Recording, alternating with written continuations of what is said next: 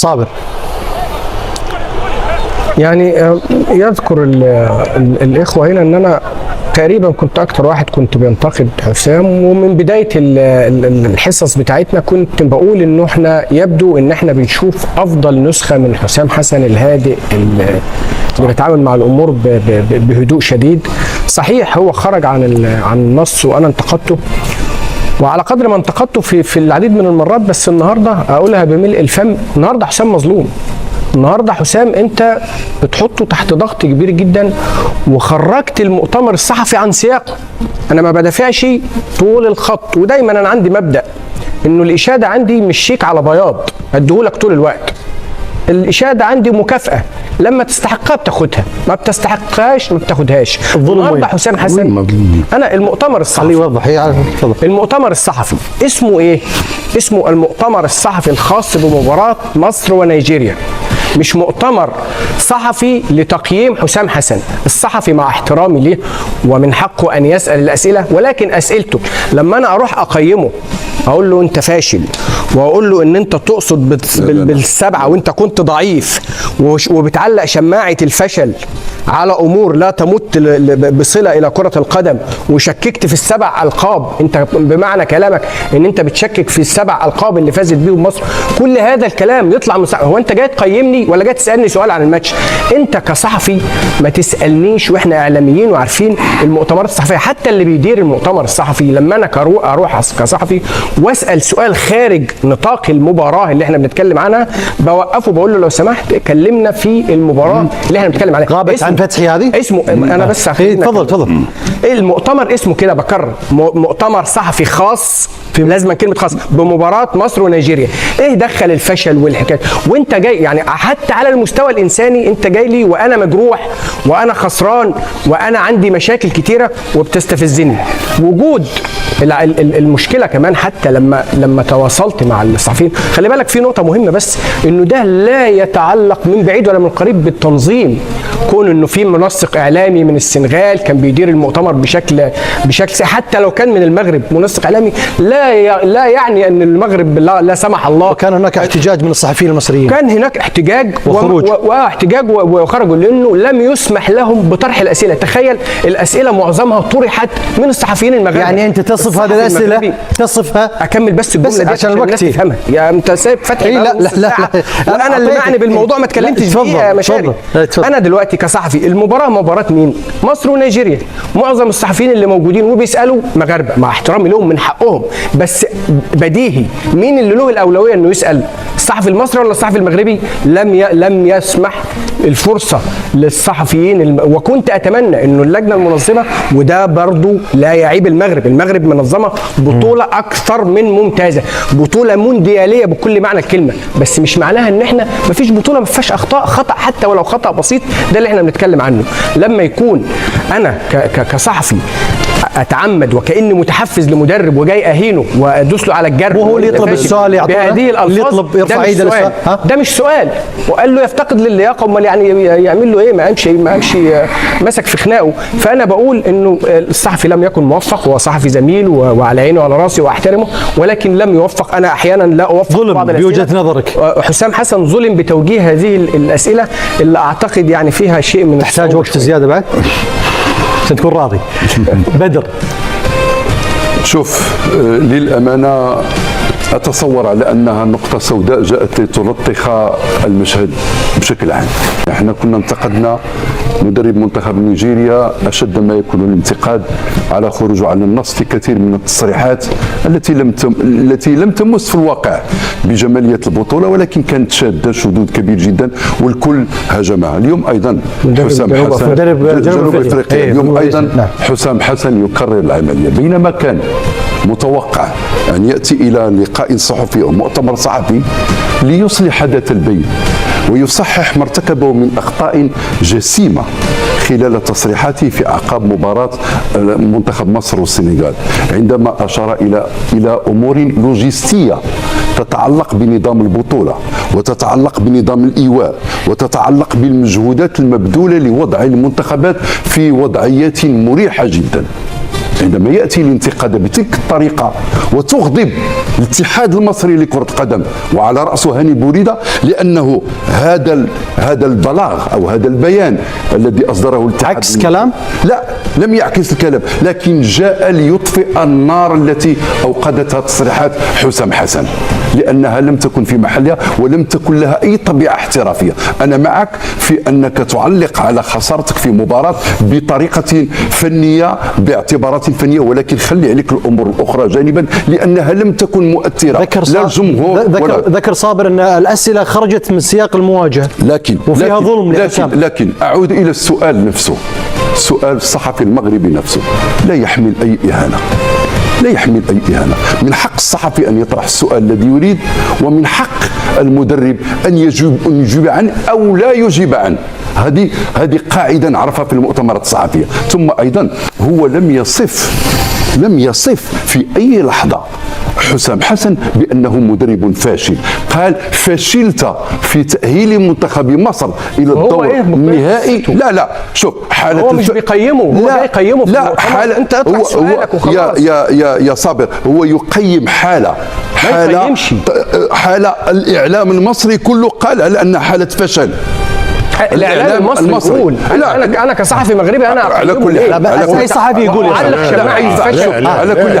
كل حال لا اي صحفي يقول ما كان فيه لا انه وصف حسام حسن بالفاشل ولا هو اهانه. قال فشلت، قال له وحزن 120 مليون وجه ل 120 مليون. طيب لم يقل له انت مدرب فاشل، قال له فشلت في انك تؤهل منتخب مصر. اوكي، اذا اتفقنا على هذه الجزئيه. فإذا الجواب أنا أتصور يبدو لي واضح على أن حسام حسن يفكر في طريق يختلف تماما عن طريق الاتحاد المصري، لأنه ما جاء في بيان الاتحاد المصري يبين على أنه أراد أن يرمم ما اختل في تصريحات حسام حسن. وأذكرك، أنت عرضت لي جملة مهمة جدا، لكن سأذكرك بما هو أجمل وأنا شاهدته هنا.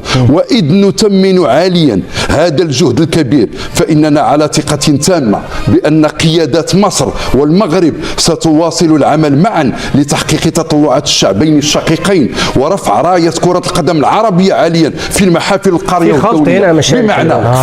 بمعنى أن حسام حسن لا يمكن أن يتبنى لوحده أنه يرفع راية الكرة. صابر يقول في خلط هنا يا مشاري بعد إذنك، في خلط هنا بعد إذنك. احنا بنشبك الموضوعين في بعض. أنا هنا شخصيا انتقدت تصريحات حسام حسن لما اتكلم على التنظيم. في خلط. يا صابر، أنا كنت أول واحد تذكر أنا قلت بأنك كذبتك كرة القدم. اليوم أقول لك صدقت معك كرة القدم. صح. اليوم أقول صدقت معك كرة القدم. صابر، أنا الخلط وين؟ الخلط أقول لك، احنا بنتكلم في الربط ما بين اللي حصل في المؤتمر الصحفي النهارده وبيان الاتحاد الكوره. أنا واحد من الناس غلطت تصريحات حسام حسن على التنظيم لأنه التنظيم ممتاز. بس تتفق أن الرد هذا عكس التصريحات على البيان عكس التصريحات ولا لا؟ يا مشاري لحظة، أنا أسأل صابر. لا بس برأيك غير أجبني على السؤال. برأيك حسام حسن ألم يطلع على هذا البيان قبل ما يدخل ندوة صحفية؟ مو بالضرورة. احنا دلوقتي بنتكلم على تفاصيل المؤتمر ولا الجانب التنظيمي عشان نبقى لا هم ربطوه التنظيم. بدر وفتحي ربطوه. انا دلوقتي في قسوة تعرض لها في المؤتمر مالهاش علاقة بالجانب التنظيمي. احنا لما كنا بنتكلم على الجانب التنظيمي انا قلت لك رأيي في التنظيم ايه ورأيي في تصريحات حسام يعني ما في ربط. انما النهارده لما ادخل البيان بتاع اتحاد الكوره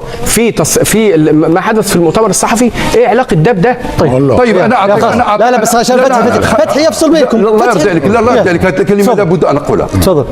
يعني ما اظهرته الكاميرا اليوم اننا نقلنا المؤتمر الصحفي لحسام حسن. صحيح. لكن مواقع التواصل الاجتماعي اليوم تتناقل صوره بديئه جدا لمن؟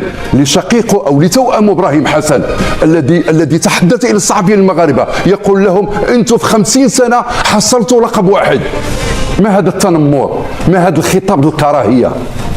اسمح لي بكل أسف لا يمكن أن يصدر هذا الكلام على واحد مصري. نعرف العلاقات اللي موجودة ما بين المغاربة وما بين المصريين، ونعرف العلاقة المتينة والاحترافية القائمة بين هاني بوريدة رئيس الاتحاد المصري لكرة القدم وما بين فوزي القجع. يتحالفان في كل المؤتمرات الاتحاد الدولي لينتصر للوجود العربي. طيب. على والبيان اللي ذكرته دي الاول، بس اعلق على النقطه دي من زاويتين عشان لا يتخيل احد ان انا مثلا بدافع عن ابراهيم حسن. ابراهيم حسن مخطئ في مقال بنسبه 100%، ولكن هل من اللائق وهل من الانسانيه ان انت تصورني بدون علمي وتنشر على وسائل ايا كان الصحفي اللي عملها، تصورني بدون علمي، واحنا الناس كلها بتبقى في جلساتها الخاصه ممكن يكون متنرفز، ممكن تصورني بدون علمي وتنشرها على وسائل التواصل الاجتماعي. بس المكان كله كاميرات يا صاحبي. لا بس اي مكان. لا المؤتمر الصحفي انت بتكلمني. لا بعطيك الجواب. مين قال لك ان هو كان دي كاميرا المؤتمر الصحفي؟ لا، واحد بيكلمه وبيصوروا خلسه، وانا من الاول قلت لك ان هو مخطئ عشان ما نخلطش الاوراق يا جماعه. يخاطب صحفي، عشان ما نخلطش الاوراق، لا يتكلم مع زميله، هو يخاطب الصحفي المغربي. هو بيتكلم معاه في حوار، يعني طلب منه حوار، انت بيصوروا خلسه وسالوا خلسه. وهذا الامر وصف هذا الامر مش معناها ان هو مش مخطئ. ابراهيم مخطئ، وقلت لك اول كلمه لكن مخطئ، انما مش انسانيه ان انت تصورني بدون علمي وتنشر القصه ديت، وكلنا يعلم ان يعني صعوبه انك تصور حد وهو قاعد. نعم فتحي. نعرف ان الاعلام عنده مبدا الحريه. انا نسال اللي نحب، انا نسال اللي نحب، ما سالتوش على الشقه نتاعو في القاهره شنو هو اللي فيها، سالته على كاس افريقيا، على المقابله السابقه. انا حر كيما حسام حسن حر. لا اجيب عن هذا السؤال. طب ما هو ما أجاب. لا خلينا صابر عاد، خلينا لا اجيب عن هذا السؤال وانت حر. من لا مش ترد تعطي فينا في دروس في الاعلام، لا عيب. النقطه الاولى. النقطه الثانيه، جاوبتني على هذا يجاوب حسام حسن، لانه هذا يقول لك ما في ربط. خلينا نجاوب عاد. يعطيك تفضل. هذا يرسل عندما تغادر المغرب وتمشي لمصر، ومن الاتحاد المصري تبعث هذايا بعد ما تغادر. اخي عايشين في العالم الكل، عمري ما فريق مازال يلعب والاتحاد نتاعو يشكر فيك على التنظيم. وين صارت هذه؟ لانه حب يطفئ النار. لا، ولان التنظيم رائع. خلينا نكمل. صابر بعد علق عليا قد ما تحب. بعد علق قد ما انا نعطيك توا صحيح جوانب منطقيه، وانت كل واحد بشر. ثالثا، شو عجبك في صابر؟ مراوغ كبير. لا مالكش دعوه بصابر، خلينا في صلب. لا صابر لا خلينا في صلب القضيه. هذه صابر. لا مراوغ، خلينا في صلب القضيه. انا بتكلم في ابجديات يا فتحي، انا بتكلم في ابجديات. خلينا في صلب الموضوع. جواب بس وصفه بمراوغ وعيب يعطينا دروس، وعيب يعطينا دروس. طيب يا صابر بعطيك تفضل يا فتحي. حقك ووقتك. تفضل. صابر شو يقول؟ عاش قلت مراوغ بالمعنى الباهر. طيب كمل. قلت أدين إبراهيم حسن وهكا ولا على ما فعل، لكن التصوير أدينه لأنه غير عادي غير قانوني. خلسة. لو وقع تصوير إبراهيم حسن في النزل وحده هذاك مدان ويعاقب قانونا. أنت وين؟ أنت في ندوة صحفية علنية كما قلت انت قلت، ولكن هذا كي يبدا في مكان عام علني كلها كاميرات تحس على روحك شنو اللي تكون، لانه التصوير ممكن. انت في شوف القانون يميز، تصورني في مكان خاص نتعاقب، نصورك في مكان عام انا حر، لانه المكان العام انت موجود لهنا وانت شخص عام في مكان انت استاذ قانون. هذا من الناحيه القانونيه يعني. انا اعطيك من الناحيه القانونيه. هذا من الناحيه القانونيه بالطبع. تصوير خلسه. هذا اعطاك من الناحيه القانونيه. انسانيا. طيب لا بس هيكمل واعطيكم لان فتحي بيكمل. زين تقول له انت يعطينا دروس في شنو؟ هو يقول لك ما في ربط بالبيان. ما في ربط يقول لا هو حر يحب يقراها. انا قريتها ما قلتوش دروس. انت لا قلت عيب يعطينا دروس اعلاميه. صابر من حقه يا اخي. لا يعطي دروس اعلاميه. اعوذ بالله. قل صابر. انت قلت في البدايه عيب. ودي ما قلتش صابر يعطيني دروس ولا لا. اما في الاعلام في ندوه صحفيه، وحضرنا الاف الندوات الصحفيه، اسال ما اريد واللي باش يجاوب ينجم يقول لي هذا السؤال لا أجيب. طيب وصف الاسئله بالظلم. صابر وصفها بالظلم.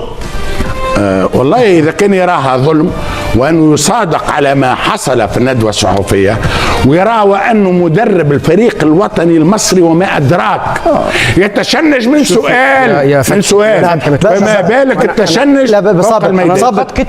سجل عندك بس بنسمع حسام، لأن حسام بيتكلم عن حسام. أنا أقول أن الإعلامي الصحفي قد أخطأ. الصحفي أخطأ أولا، لأن على كل صحفي أن يختار كلمات أنا أقول لاحترام، لأن كلمات فشل قوية جدا غير مقبولة. كلمات كثيرة في اللغة العربية. لماذا لم يستخدم عدم نجاح، لم يستخدموا خروج أم عدم نجاح، كلمة فشل أنا أقول أن كان كبيرة. وأيضا حسام حسن نقول من غضب فقد أساء. من غضب فقد أساء، ليس الغضب هناك. كان يجب أن يكون حليم. لكن أنا أقول أن هناك فرق بين مدرب مصر وحسام حسن. لم نقبل أن هو مدرب مصر. يعني نعم، لم نقبل أن هو مدرب مصر. لماذا؟ لما قدم اتحاد مصر هذه الرسالة أو البيان، فما قاله حسام حسن نقول أنه هو حسام حسن شخصيا، ليس مدرب، لا يمثل هذه الكلمات لا يمثل. أيضا ثانيا أن كثير من أهل مصر، من شعب مصر والمغرب، لا يقبل هذه الكلمات، يقول أن لن نقبل فرق بين الدولتين لأجل هذه الكلمات. لا، هذا البيان زاد التلاحم وزاد كل شيء، وأشاد بالتنظيم وأشاد ما بين القيادات المصرية وكذا، والبيان واضح. حسن شخصية وليس مدرب. صابر.